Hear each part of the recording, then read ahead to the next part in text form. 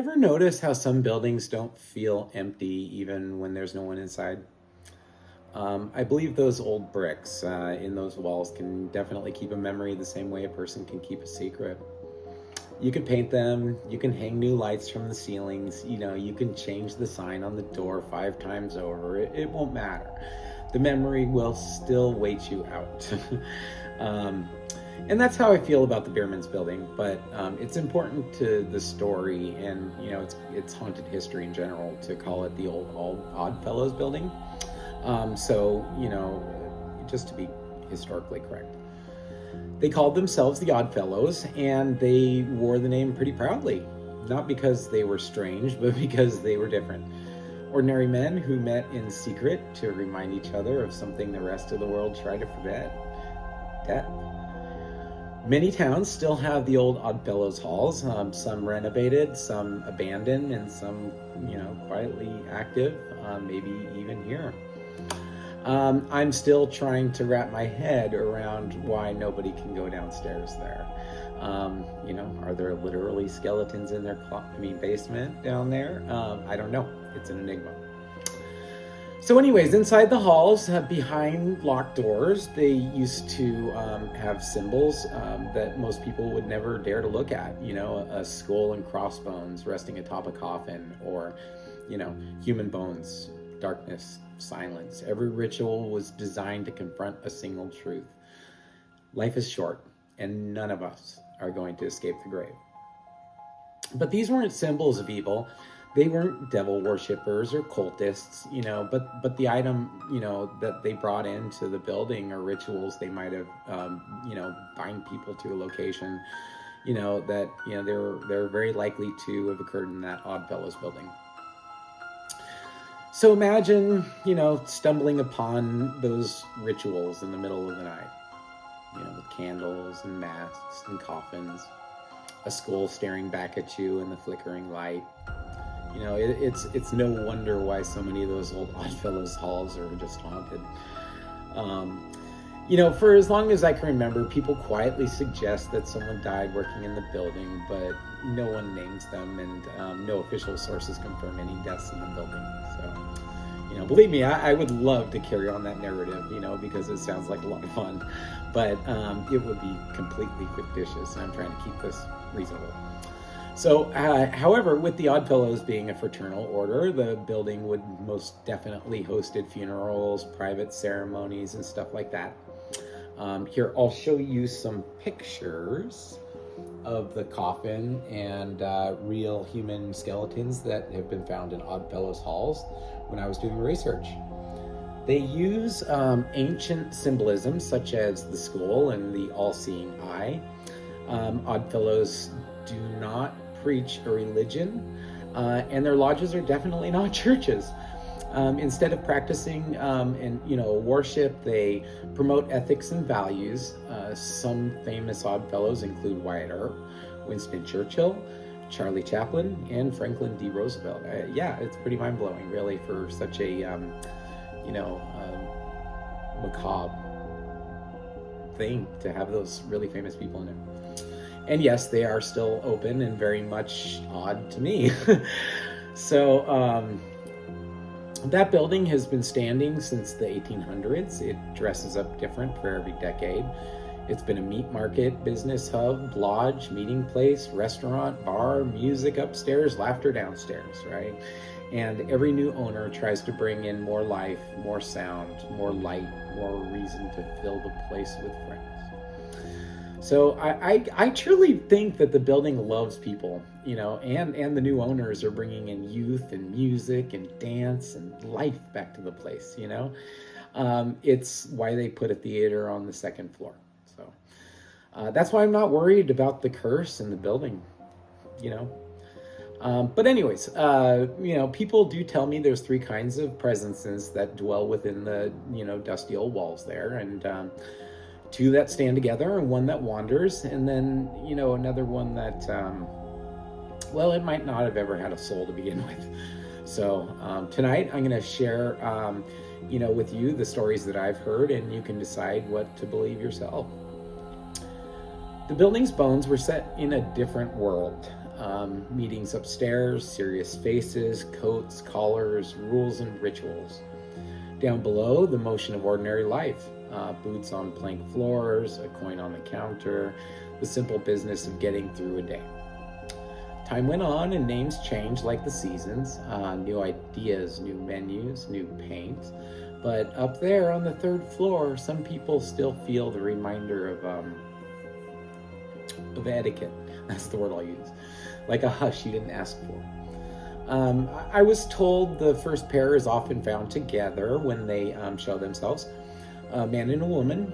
They don't speak, they don't rush, they don't really do much of anything at all. They just are. So the man stands tall, formal, they say, not, the kind of posture you see anymore these days.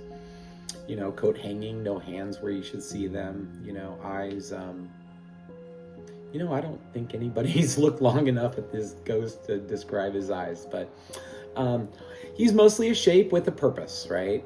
People catch him from the corner of their eye like they've interrupted someone in the middle of a duty.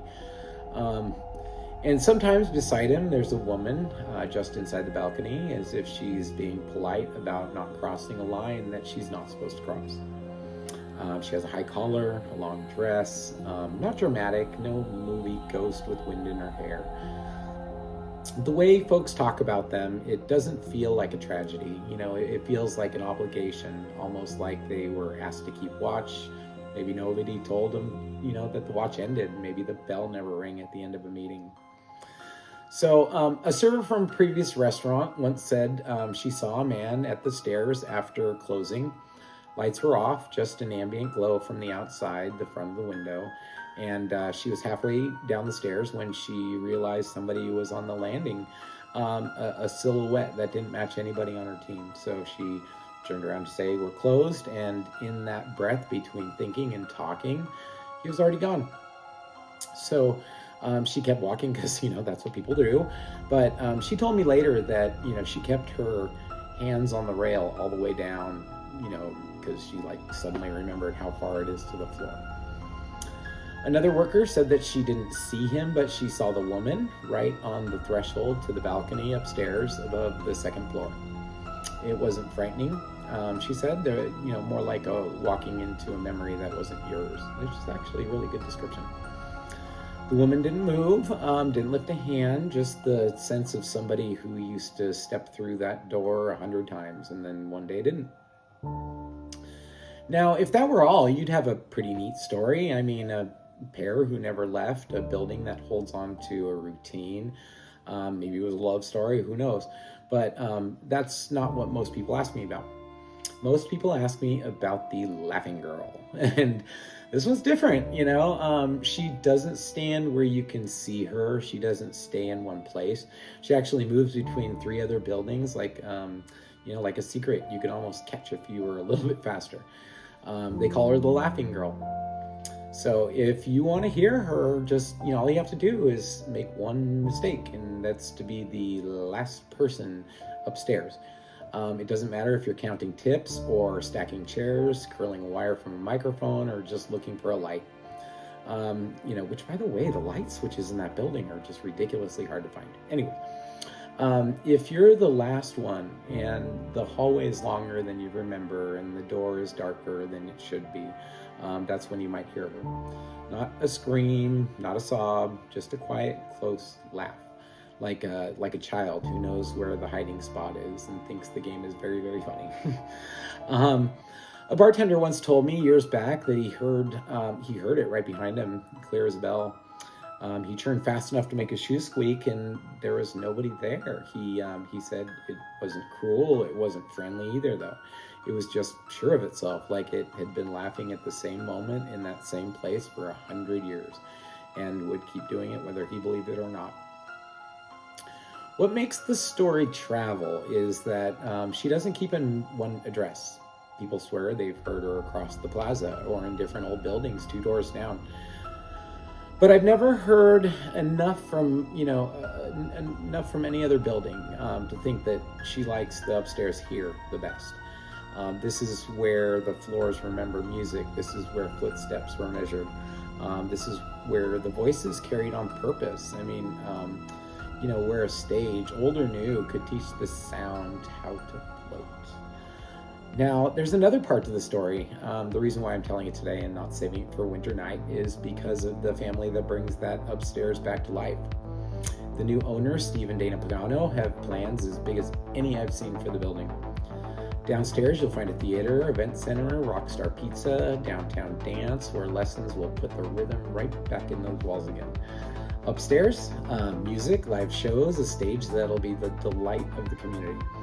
A place for laughter that belongs to the living, a new life for the dead, one might say. That's what I mean when I say some buildings love people. This one does. You can feel it when you sweep the floor, when workers measure, when they hang a line and argue about an inch, It's a lively kind of work. It's the right kind of work. So, anyways, but even while all that good work is happening, the building hasn't forgotten its habits. Their son, Stevie, he's 16 years old, curious the way a 16-year-old should be, and he had some friends, went up there for the night, just like teenagers do, not to break anything or stir up trouble, just to see whether the stories felt different in the dark. They waited, they listened. One boy laughed at the idea of waiting for a laugh, which, is actually kind of funny. One boy tried to make a whisper echo. The air went still like it does when it's deciding if it wants to rain outside. And Stevie stopped. He heard something. The others didn't hear it. He did. He said it wasn't loud. It wasn't even loud a little bit. It wasn't anybody, sneaking around. Nobody popped out, nothing like that. It was just a single small laugh right behind them, where nobody was standing. Just, ha! Not happy, not mean, just certain. He turned because that's, what you do when your name hasn't been called out, but something acts like it knows you. And there was nothing to see. Only the far door and the long floor and the feeling that the building had just made a decision without telling what it was. I thought a lot about that, actually, since he told me. A laugh that doesn't need company sounds so light, it might be a trick of the ear, except it keeps happening to the kind of people who are too tired to make things up, bartenders counting registers, a dance teacher with a key, a teenager who suddenly isn't sure if he wants to be on the last one on the landing. So now, I don't say any of this to make villains out of the old floors and beautiful ceilings. That's not this kind of story. Most nights, nothing happens at all. The ovens warm the bottom floor, music warms the top, people go home full and happy and ready to come back. But I don't think the past is gone. I think that the upstairs ever really empties out. I think some buildings learn our names and keep them on file. And before you ask, no, I don't think the man and the woman have anything to do with the laughing girl.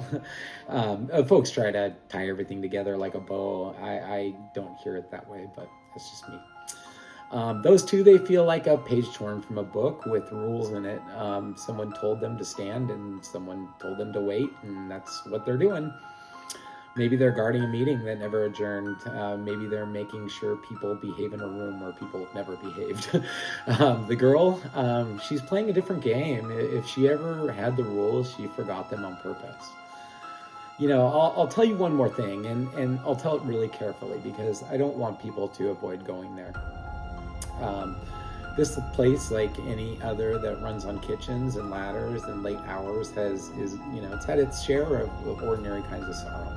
But some folks will tell you that the ghosts in this building mean no harm, and that they're just echoes caught in routines.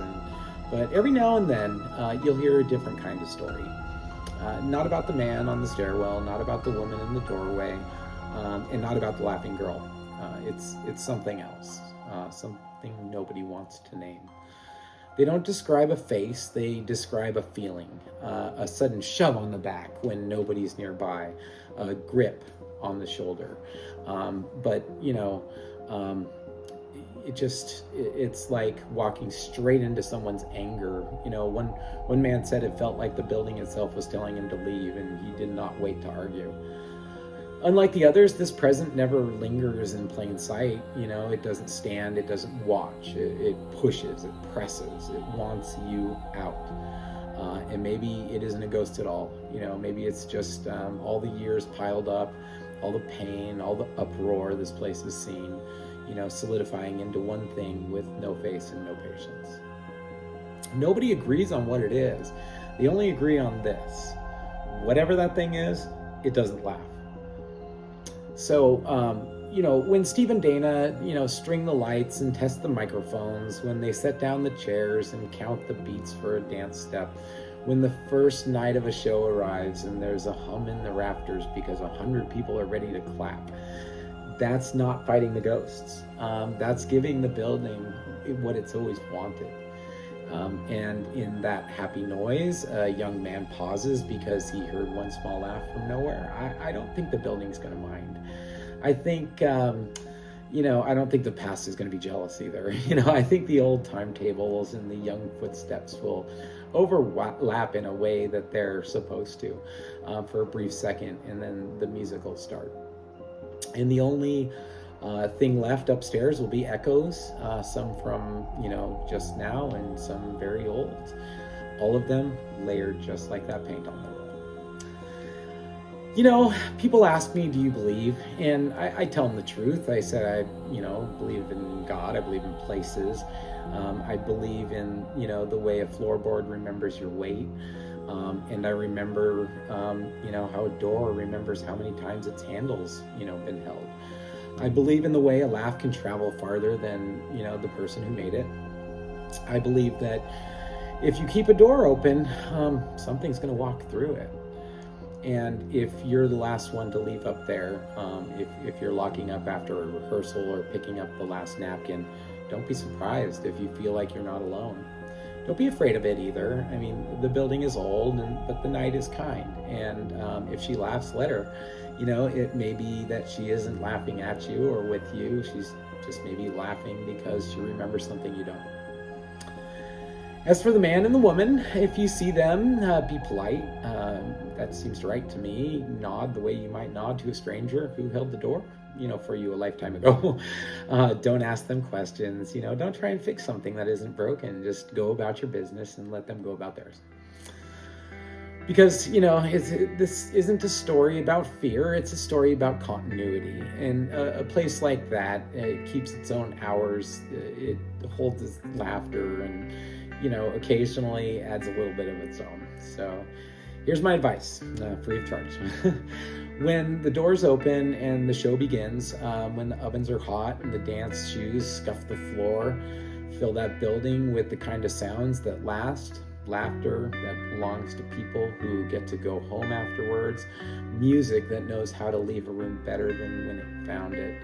And if something else laughs along, faint upstairs at the edge of the doorway where no one else stands, well, that's just the building remembering. So thanks for watching another Strange Stories of Lincoln, you guys. Keep your eye out for the next episode. If you like this one, please share it with somebody who cares about our town or simply likes storytelling. As always, I'm Mike Crossfield. I'm a local business owner trying to build a stronger Lincoln together. So thanks for your help with that. Good night.